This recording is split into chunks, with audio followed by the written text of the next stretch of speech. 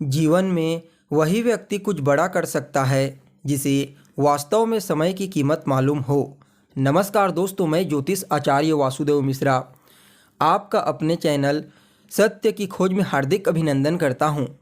दोस्तों, आज का यह ज्योतिष का कार्यक्रम आप लोगों के लिए यानी कि मीन राशि वालों के लिए बेहद ही ज़्यादा खास और महत्वपूर्ण कार्यक्रम साबित होगा। जी हाँ दोस्तों, आज हम चर्चा करेंगे आपके साप्ताहिक राशिफल के बारे में। किसके बारे में? आपके वीकली प्रेडिक्शन के बारे में। जी हाँ, आप लोगों के लिए, सभी मीन राशि वालों के लिए नया साल 2024 का पहला महीना, जनवरी महीने का दूसरा सप्ताह यानी कि 8 जनवरी से लेकर के 14 जनवरी के मध्य का समय। जी हाँ, यह 7 दिन का समय आप लोगों के लिए किस प्रकार से व्यतीत होने वाला है। इन 7 दिनों में आपके जीवन में कौन कौन सी घटनाएं घटित हो सकती है, किन किन क्षेत्रों से आपको लाभ के अवसर प्राप्त होंगे, तो वहीं किन किन बातों का आपको विशेष तौर पर ध्यान रखना है। साथ ही साथ इस सप्ताह को और ज़्यादा श्रेष्ठ और बेहतर बनाने के लिए क्या उपाय आप कर सकते हैं, ये सभी जानकारी आपको आज के इस वीडियो में बताएंगे। इसलिए दोस्तों, अगर आप भी एक मीन राशि के जातक हैं तो कार्यक्रम को बिना मिस किए अंत तक देखने का प्रयास कीजिए। और अगर आप अपनी जन्म कुंडली पर हमसे परामर्श लेना चाहते हैं तो डिस्क्रिप्शन बॉक्स में और वीडियो के अंदर आपको नंबर मिल जाएगा, यहाँ से आप संपर्क करके अपनी जन्म कुंडली का विस्तार पूर्वक अध्ययन करवा सकते हैं। तो दोस्तों, जैसा कि आप यह बात स्पष्टता के साथ जानते हैं कि जो साप्ताहिक राशिफल होता है उसमें मूल रूप से चंद्रमा के गोचर की गणना की जाती है। ऐसा क्यों होता है?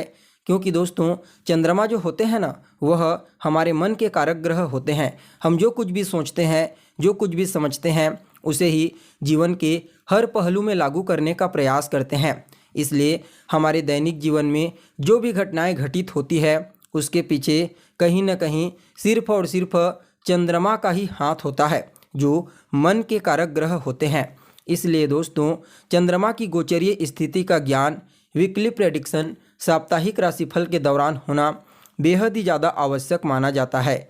तो ऐसे में अगर इस सप्ताह चंद्रमा की गोचरीय स्थिति के बारे में बात की जाए तो सप्ताह के शुरुआत में यानी कि 8 और 9 तारीख को चंद्रमा का गोचर वृश्चिक राशि के ऊपर होगा।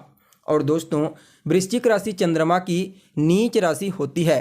परिणाम स्वरूप यहाँ पर चंद्रमा गोचर करते हुए अपने आप को काफ़ी कमज़ोर महसूस करते हैं। लेकिन यहाँ पर एक प्लस पॉइंट यह होगा कि पहले से ही इस राशि में एक शुभ ग्रह शुक्रदेव गोचर कर रहे हैं, जिसकी वजह से चंद्रमा की नीचता में काफ़ी हद तक कमी आ जाएगी। तो वहीं सप्ताह का जो मध्य पड़ाव होगा यानी कि 10 और 11 जनवरी, इन 2 दिनों में चंद्रमा का जो गोचर होगा वह धनु राशि के ऊपर होगा। धनु राशि में पहले से ही 3 ग्रह बुध, मंगल और सूर्य युति बना करके गोचर कर रहे हैं और चंद्रमा के इस राशि में आ जाने पर चतुर्ग्रह योग का निर्माण होगा और इन चारों के ऊपर देवगुरु बृहस्पति की दृष्टि पड़ेगी। फलतः यह समय आपके लिए अद्भुत परिणाम देने वाला साबित होगा। वहीं सप्ताह के अंतिम पड़ाव में यानी कि 12 और 13 जनवरी को चंद्रमा का गोचर मकर राशि के ऊपर होगा। मकर राशि के ऊपर गोचर करते हुए चंद्रमा पर केतु की पंचम दृष्टि पड़ेगी। परिणाम स्वरूप इस समय कोई भी गलतफहमी उत्पन्न हो सकती है। इसलिए कोई भी डिसीजन लेने से पहले आपको हर परिस्थिति का अच्छे से परीक्षण कर लेना चाहिए। वहीं सप्ताह के आखिरी दिन यानी कि 14 जनवरी को चंद्रमा का गोचर कुंभ राशि के ऊपर होगा। कुंभ राशि में पहले से ही शनिदेव गोचर कर रहे हैं। परिणाम स्वरूप चंद्रमा और शनि की युति बनेगी। इसे शास्त्र में विष योग के नाम से जाना जाता है। यह समय आपके लिए कुछ मामलों में तो नेगेटिव साबित होगा, लेकिन दोस्तों कुछ मामलों में आपके लिए काफ़ी बेहतरीन साबित होगा, क्योंकि शनिदेव खुद की ही मूल त्रिकोण राशि में गोचर कर रहे हैं। तो ऐसे में दोस्तों, सबसे पहले सप्ताह के शुरुआत में यानी कि 8 और 9 तारीख को चंद्रमा आपके भाग्य को जागृत कर देंगे। जी हाँ, आपकी गोचर कुंडली में आपकी राशि से भाग्य भाव में गोचर करते हुए, हालांकि नीच राशि में गोचर करेंगे, लेकिन यह जो भाव है यह अत्यंत ही श्रेष्ठ है और शुक्र जैसे एक शुभ ग्रह के साथ गोचर करेंगे तो फिर भाग्य को बल प्रदान करेंगे। और जब भाग्य आपका साथ देने लगेगा तो फिर कहना ही क्या, आप जो भी करेंगे, जो कार्य करेंगे उसमें आपको सफलता की प्राप्ति होगी। इस समय धार्मिक क्रियाकलाप में आपकी रुचि बढ़ेगी, अध्यात्म के प्रति आपका झुकाव देखा जा सकता है।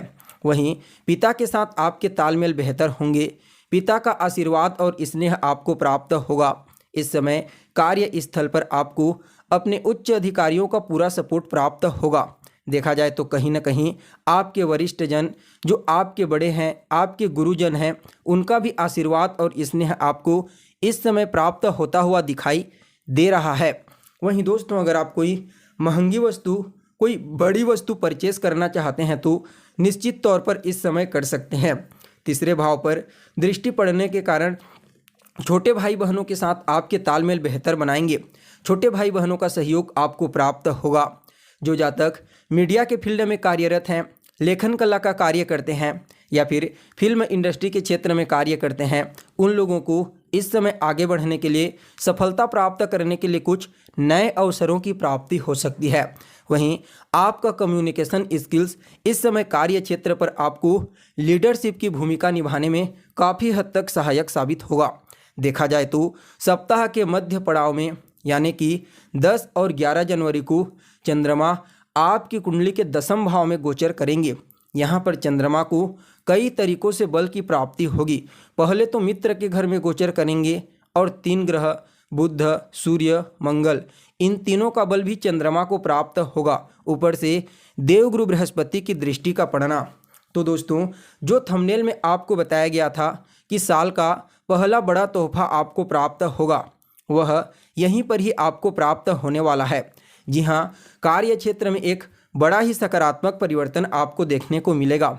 या तो आपके पद में पदोन्नति हो सकती है, या फिर आपके वेतन में वृद्धि हो सकती है, या फिर इस समय आपको कार्य स्थल पर विशेष तौर पर मान सम्मान और प्रसिद्धि की प्राप्ति होगी। आपका वर्चस्व बढ़ेगा, आपका रुतबा बढ़ेगा और यह आपको भविष्य में चल कर के आर्थिक रूप से इतना मजबूत बनाएगा कि कहना ही क्या। देखा जाए तो कार्य क्षेत्र को लेकर के जो भी परेशानी, जो भी दिक्कतें अभी तक आपको फेस करनी पड़ रही थी, उन तमाम प्रकार की समस्याओं से आपको छुटकारा मिलेगा। कार्य क्षेत्र में आगे बढ़ने के लिए, सफलता प्राप्त करने के लिए कुछ नए अवसरों की प्राप्ति होगी। चाहे आप प्राइवेट सेक्टर में कार्य करते हों या फिर गवर्नमेंट सेक्टर में, निश्चित तौर पर यह समय आपके लिए अनुकूल साबित होगा। हर प्रकार से आपके लिए लाभ के अवसर खुलेंगे। देखा जाए तो जो जातक लंबे समय से तैयारी कर रहे हैं किसी जॉब के लिए, तो उनको भी इस समय कोई गुड न्यूज़ की प्राप्ति हो सकती है।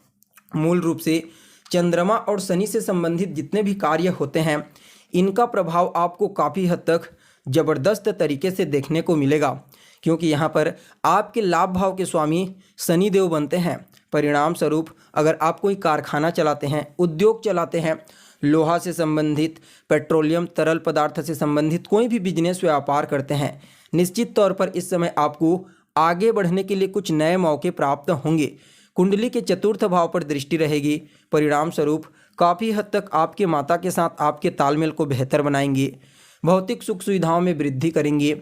इस समय आप या तो प्रॉपर्टी में, ज़मीन में या फिर घर में निवेश करने के बारे में सोच सकते हैं। देखा जाए तो जो पॉलिटिशियन हैं, राजनीति के क्षेत्र में कार्यरत हैं, उनके लिए भी इस समय को काफ़ी हद तक बेहतर कहा जा सकता है। तो वहीं दोस्तों, आपके जीवन में इस समय वेल्थ काफ़ी हद तक मजबूत होगी, खुशियों का आगमन होगा, पारिवारिक जीवन में आपसी तालमेल बेहतर रहेगा, माता के साथ संबंध बेहतर रहेंगे, दाम्पत्य जीवन में भी काफ़ी हद तक सुधार होगा। कुल मिलाकर के देखा जाए तो यह मध्य का समय आपके जीवन में बहुत ही बड़ा तोहफा के रूप में आपको प्राप्त होने वाला है। वहीं सप्ताह के अंतिम पड़ाव में यानी कि 12 और 13 तारीख को चंद्रमा का गोचर आपके लाभ भाव में होगा, 11वें स्थान में आपकी कुंडली के, और यहाँ पर चंद्रमा केतु की दृष्टि से दृष्ट होंगे। हालांकि आपके जीवन में पैसा तो आएगा, लेकिन फिर भी थोड़ा सा टेंशन और तनाव की स्थिति तो देखने को मिलेगी। लेकिन कोई भी गलतफहमी उत्पन्न न हो, इस बात का आपको विशेष तौर पर ध्यान रखना है। जी हाँ, पैसों का लेन देन करते समय इस समय आपको विशेष तौर पर सावधानी बरतने की आवश्यकता है। हालांकि आपकी इच्छा की पूरी होने का समय भी आ गया है। इसके अलावा देखा जाए तो कहीं ना कहीं आपके पंचम भाव पर प्रभाव रहेगा, तो संतान के साथ तालमेल बेहतर होंगे, संतान का सहयोग आपको प्राप्त होगा।